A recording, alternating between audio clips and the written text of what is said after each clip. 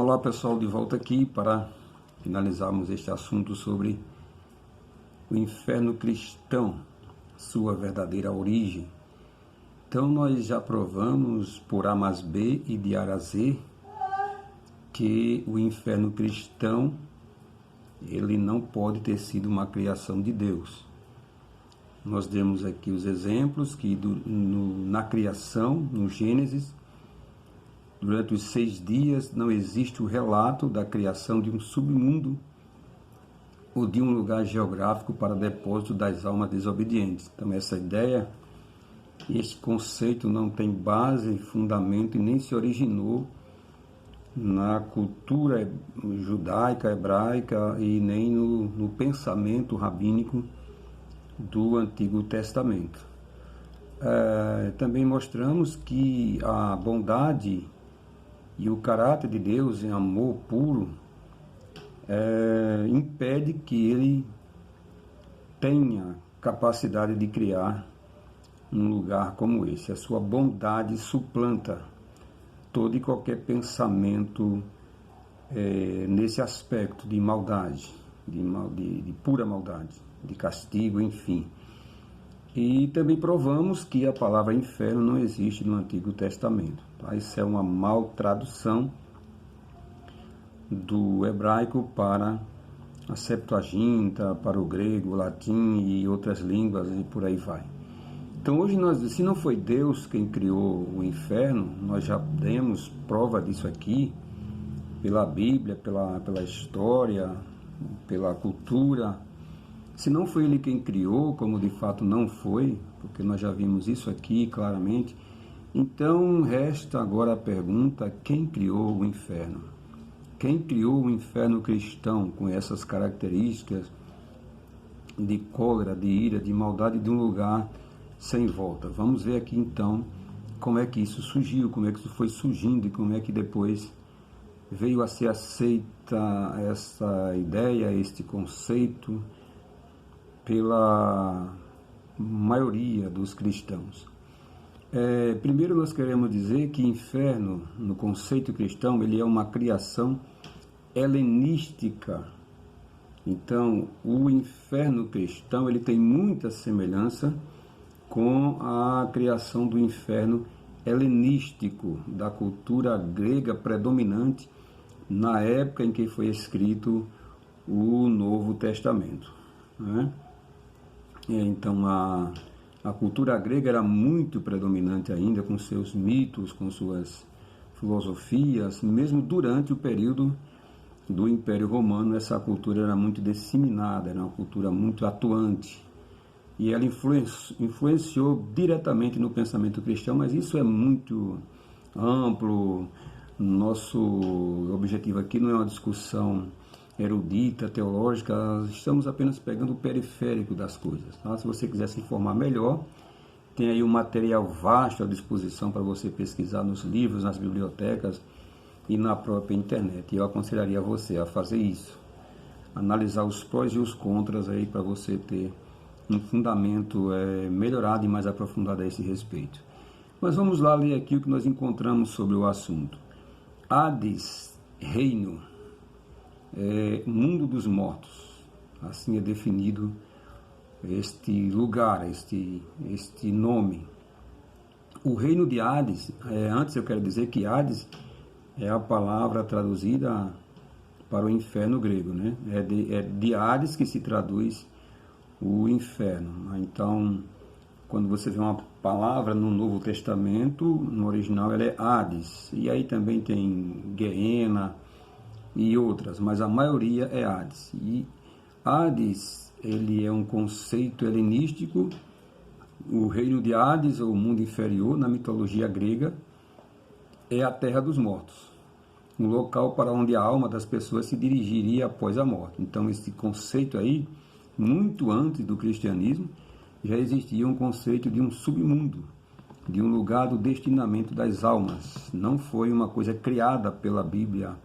A Bíblia não tem a primazia sobre o assunto, né? Os escritores da Bíblia já tiveram que pegar a ideia que estava em voga naquele momento para definir o seu conceito dentro do sistema do cristianismo. Nesse local, segundo os gregos, as almas passariam por um julgamento onde seu destino seria decidido. De acordo com a sentença do julgamento, as almas poderiam ser enviadas para 3 regiões bem distintas: o Tártaro, o campo de Elísios ou o campo de Asfodelos. No momento da morte, a alma era separada do corpo, tomando a forma da pessoa e era transportada para a entrada do Hades. Então, o que é que os gregos acreditavam? Que quando a pessoa morria, sua alma era desintegrada do corpo, mas esta alma seguia para a eternidade com a forma do corpo. Isso tem muito a ver com o que se prega no cristianismo, que a pessoa vai com este corpo para sofrer.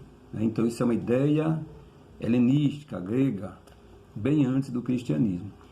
O que é que diz mais aqui? No momento da morte, a alma, eu já falei isso aqui,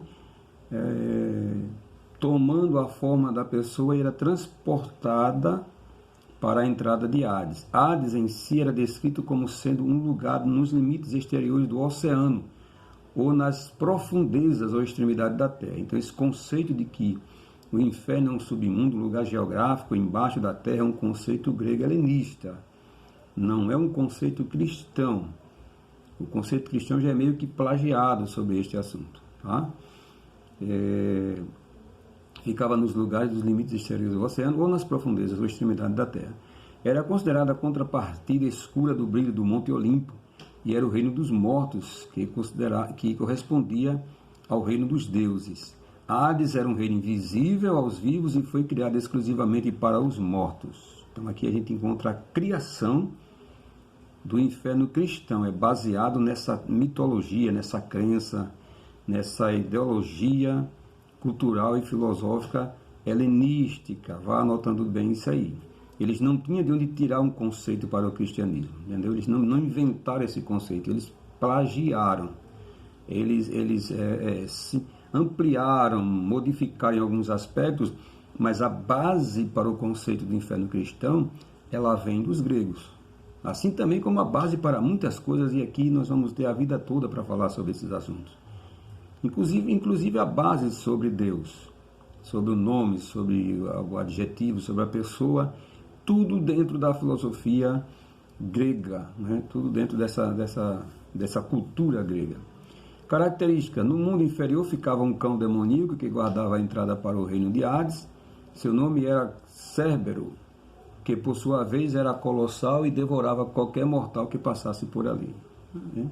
Então esse era algum dos conceitos em que se acreditava. O grande poço do Tártaro, originalmente uma prisão exclusiva para os titãs, antigos deuses, e olhe que se diz que Apocalipse diz que foi mandado para o lago de fogo o falso profeta, o anticristo, ou seja, os inimigos de Deus foram mandados para o lago de fogo, para esse lugar mais profundo. Então aqui se diz que lá para o Tártaro, uma prisão exclusiva para os deuses, que vieram ser posteriormente o calabouço, onde se aprisionavam as almas amaldiçoadas. Então, a própria Bíblia diz em Apocalipse que foi levado para lá o falso profeta, a besta, o anticristo, e depois todos aqueles que não foram achados escritos no livro da vida. Olhe a semelhança, né, dessa ideia grega para essa ideia do cristianismo. A terra dos mortos, governada pelo deus Hades, conhecida tanto pelo nome do próprio Deus como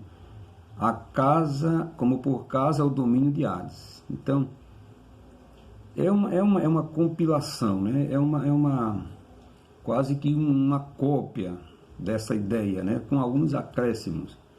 O antigo conceito grego de mundo inferior variou consideravelmente ao longo do tempo. Origem mitológica.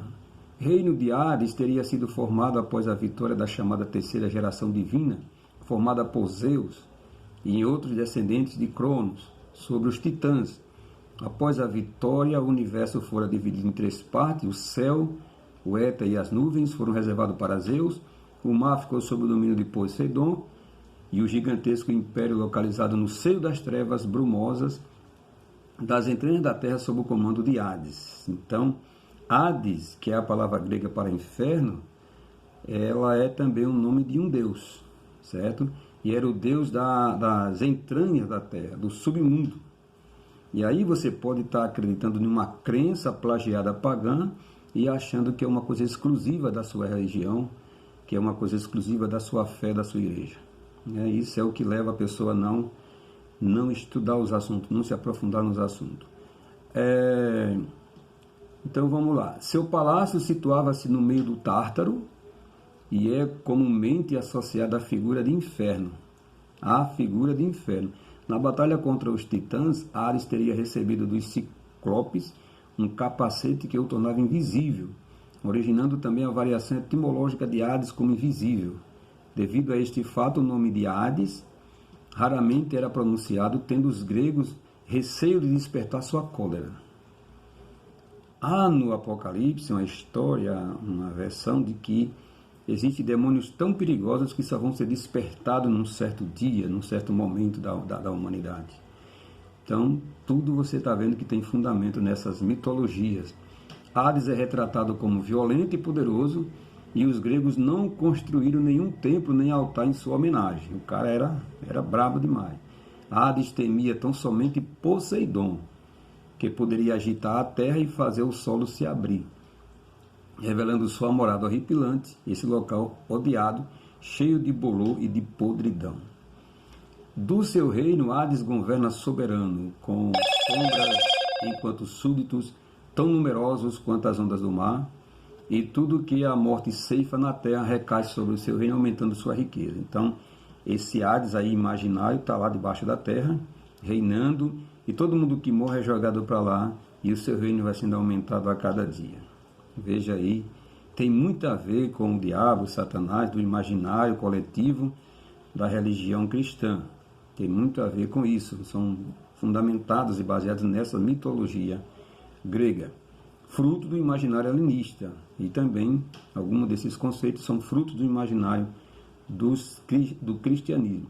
O mito do Hades na Grécia clássica, no contexto de suas mudanças políticas e culturais, houve uma remodelação do mito de Hades, com a divisão de áreas do submundo. Sócrates descreveu o Hades como um reino dividido em dois territórios, as ilhas dos bem-aventurados e os campos de Elísios, para onde as almas boas e justas iriam, e o Tártaro, lugar destinado aos imorais e injustos para cumprimento de penas severas.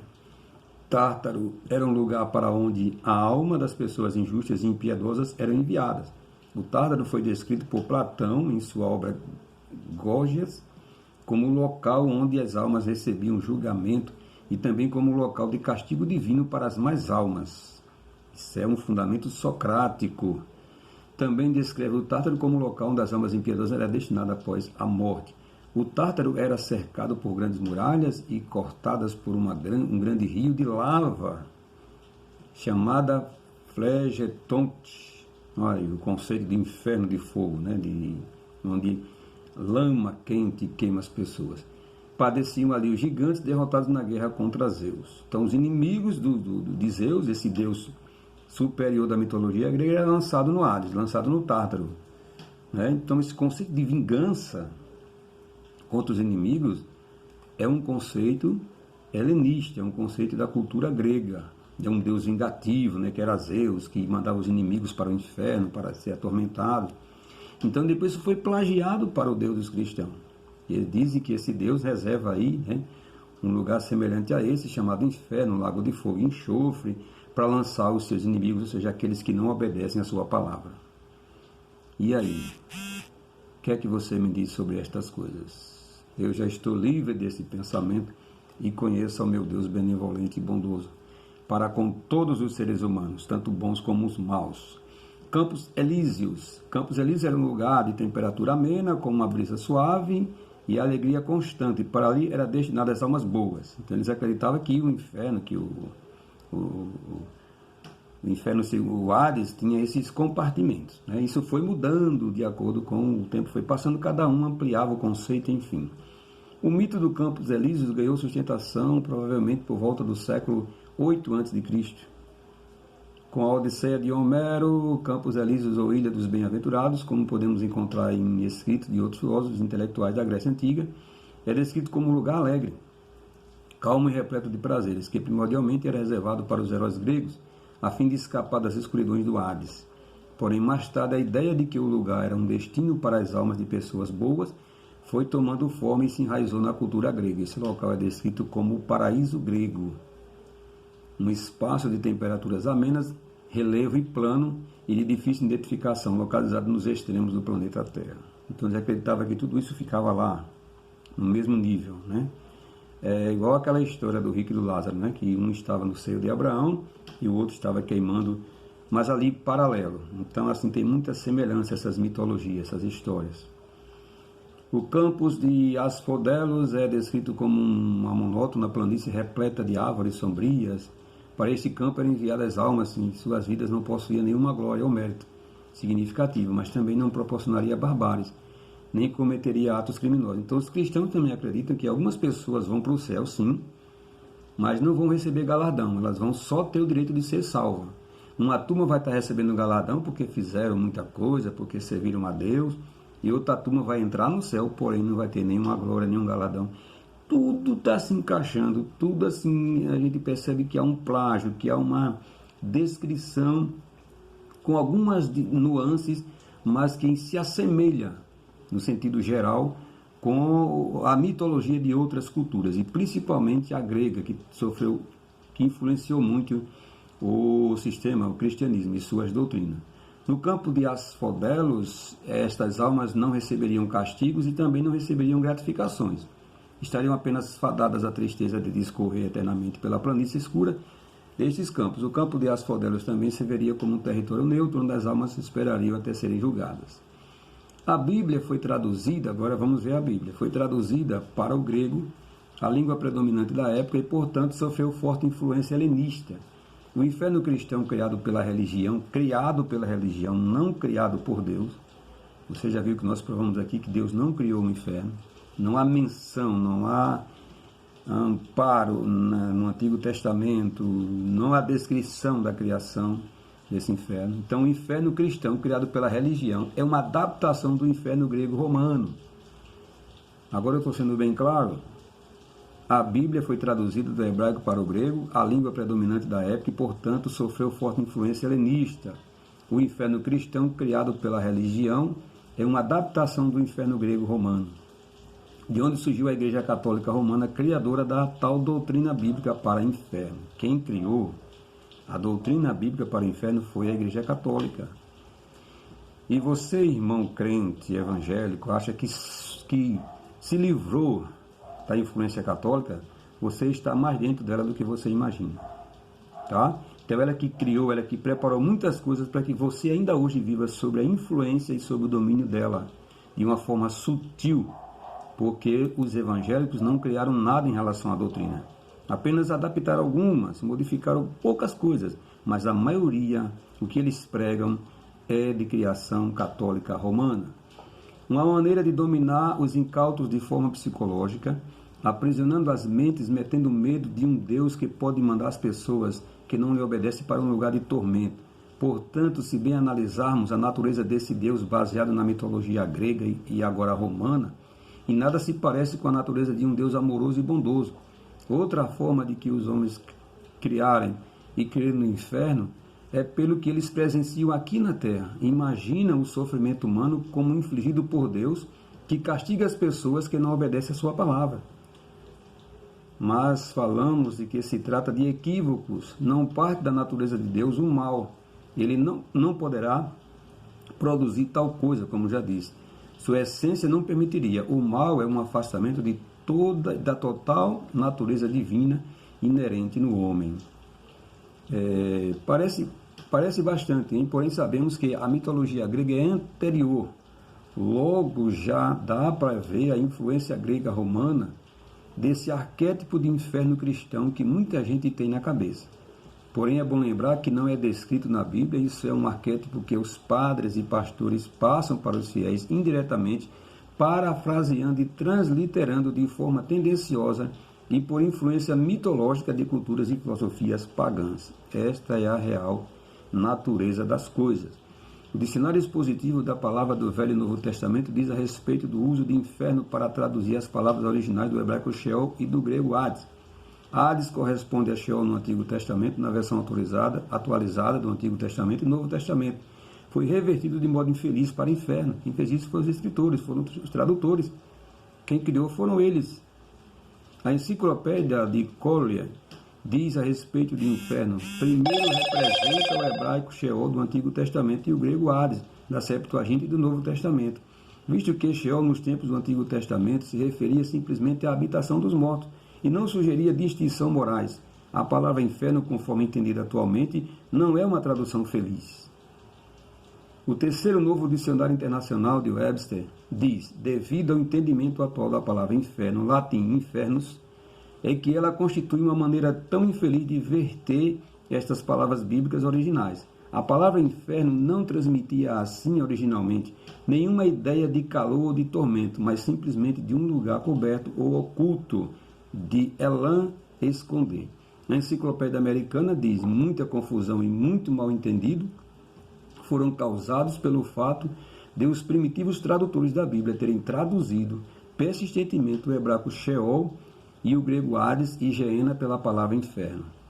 A simples transliteração destas palavras por parte dos tradutores das edições revistas da Bíblia não bastou para eliminar apreciavelmente esta confusão e equívoco. Então, tudo não passa de uma mal tradução, de um equívoco, como eu falei aqui, de um equívoco milenar, e de uma criação plagiada e de uma adaptação. Mal tradução, plágio e adaptação, e uma adaptação do inferno grego para o inferno cristão. Portanto, está provado que Deus não criou o inferno, que ele foi se desenvolvendo a ideia durante os tempos e que a cultura grega helenista fortemente influenciou para a definição do inferno como se vê hoje. Mas é mais um fruto da Igreja Católica Romana, que assim definiu o inferno, que assim definiu como vontade de Deus, como destino dos mortos, mas que nada tem a ver com a essência do Deus que é bondade, do Deus que é amor, do Deus que é paz, do Deus que é perdão sem limites. Espero que você tenha entendido, faça suas próprias conclusões e pesquise mais sobre o assunto e seja liberto.